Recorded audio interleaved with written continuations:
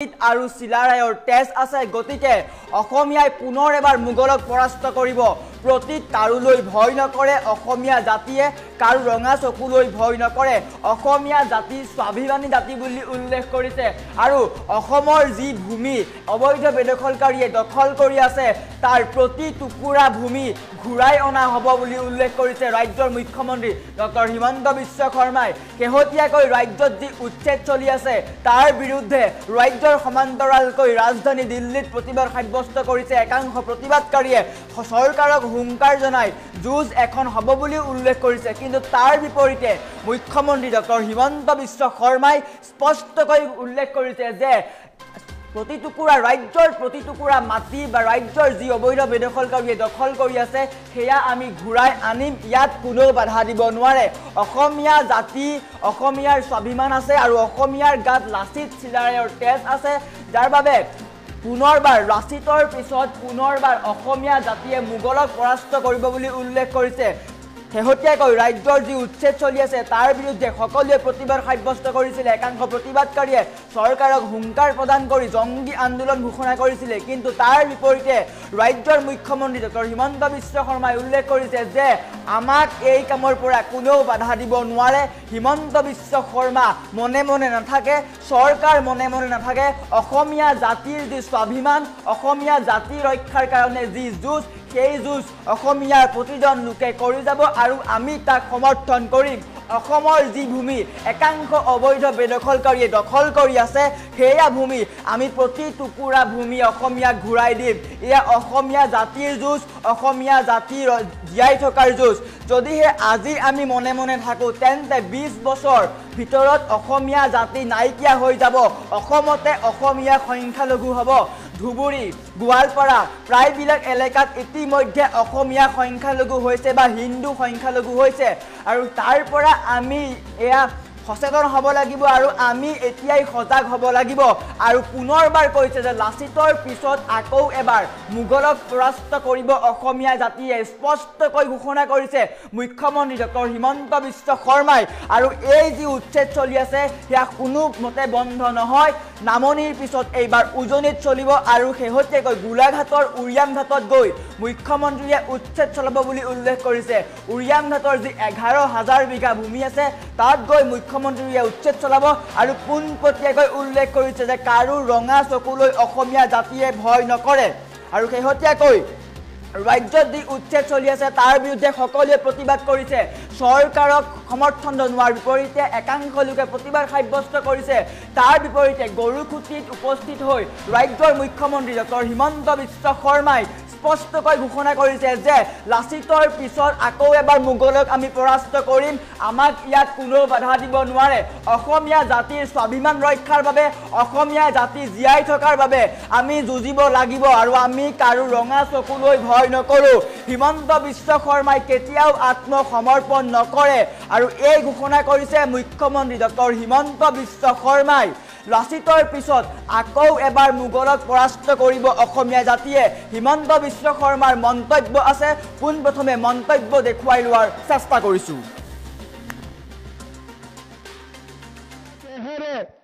লাচিতে মোগলক পৰাজিত কৰিছিল আৰু আজিও আমি সেই মোগলক আকৌ এবাৰ পৰাজিত কৰিম এই কথা সকলোৱে শুনি লোৱা উচিত শ্ৰদ্ধা ৰাইজ মই আকৌ এবাৰ কৈছো গৰুখুটি প্ৰকল্প লাভো কৰিব জাতিটোৰ আত্মনিৰ্ভৰশীলতাৰ প্ৰতীক হ'ব কিন্তু লাভ আৰু লোকচানৰ হিচাপে কাকো এভিকশ্যনৰ পৰা বচুৱাব নোৱাৰে য'ত এভিকশ্যন কৰিব লাগে য'ত উচ্ছেদ হ'ব লাগে তাত নিশ্চিতভাৱে উচ্ছেদ হ'ব যোনে যিমান ষড়যন্ত্ৰ নকৰক কিয় কেতিয়াবা কেতিয়াবা পদ্ম হাজৰিকা ডাঙৰীয়াই মোক কয় যে গৰুখুটিৰ কথা এনেকে লিখিছে মই মনটো বেয়া পাইছো মোৰ মাত্ৰ মনতে মই এটাই চিন্তা কৰোঁ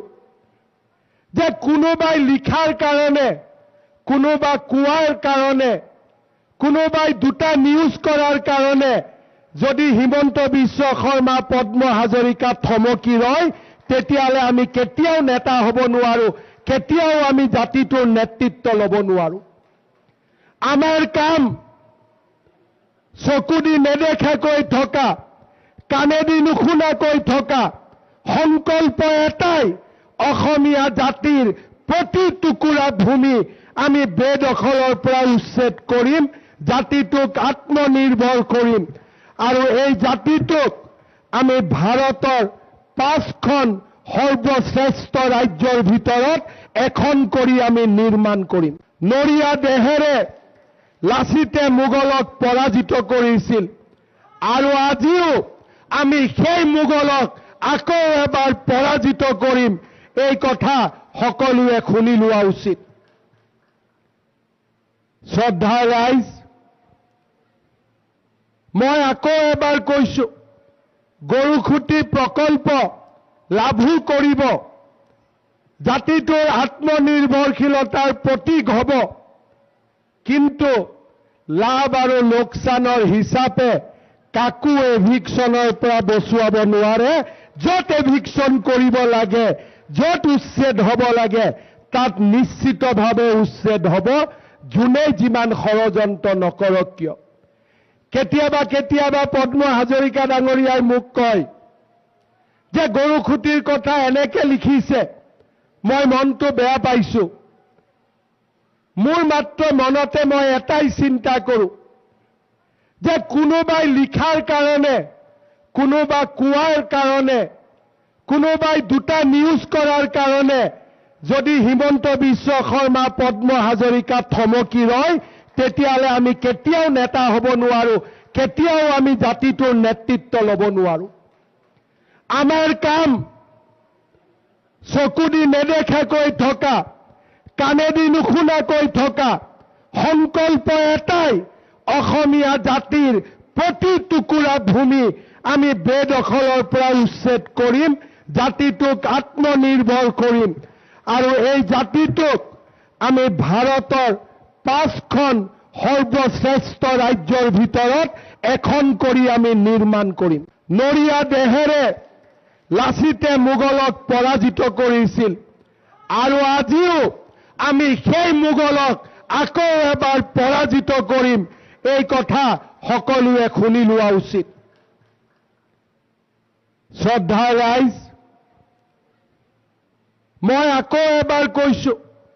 গৰুখুটি প্ৰকল্প লাভো কৰিব, জাতিটোৰ আত্মনিৰ্ভৰশীলতাৰ প্ৰতীক হ'ব,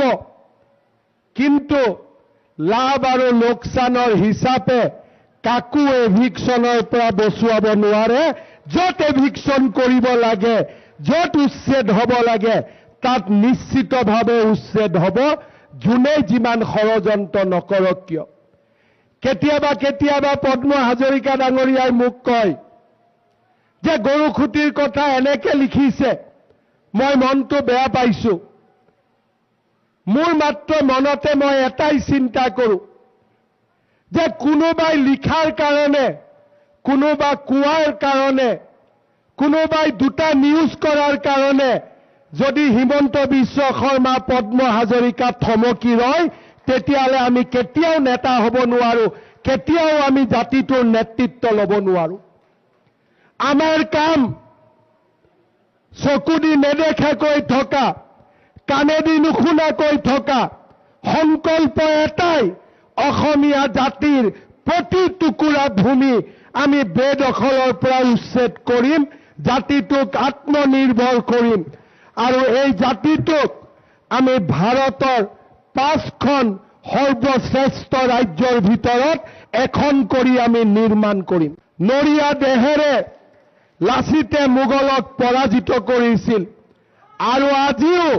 আমি সেই মোগলক আকৌ এবাৰ পৰাজিত কৰিম, এই কথা সকলোৱে শুনি লোৱা উচিত। শ্ৰদ্ধাৰ ৰাইজ, মই আকৌ এবাৰ কৈছো, গৰুখুটি প্ৰকল্প লাভো কৰিব, জাতিটোৰ আত্মনিৰ্ভৰশীলতাৰ প্ৰতীক হ'ব, কিন্তু লাভ আৰু লোকচানৰ হিচাপে কাকো এভিকশ্যনৰ পৰা বচুৱাব নোৱাৰে। য'ত এভিকশ্যন কৰিব লাগে, য'ত উচ্ছেদ হ'ব লাগে তাত নিশ্চিতভাৱে উচ্ছেদ হ'ব, যোনে যিমান ষড়যন্ত্ৰ নকৰক কিয়। কেতিয়াবা কেতিয়াবা পদ্ম হাজৰিকা ডাঙৰীয়াই মোক কয় যে গৰুখুটিৰ কথা এনেকে লিখিছে, মই মনটো বেয়া পাইছো। মোৰ মাত্ৰ মনতে মই এটাই চিন্তা কৰোঁ যে কোনোবাই লিখাৰ কাৰণে, কোনোবা কোৱাৰ কাৰণে, কোনোবাই দুটা নিউজ কৰাৰ কাৰণে যদি হিমন্ত বিশ্ব শৰ্মা পদ্ম হাজৰিকা থমকি ৰয়, তেতিয়াহ'লে আমি কেতিয়াও নেতা হ'ব নোৱাৰো, কেতিয়াও আমি জাতিটোৰ নেতৃত্ব ল'ব নোৱাৰো। আমাৰ কাম চকু দি নেদেখাকৈ থকা,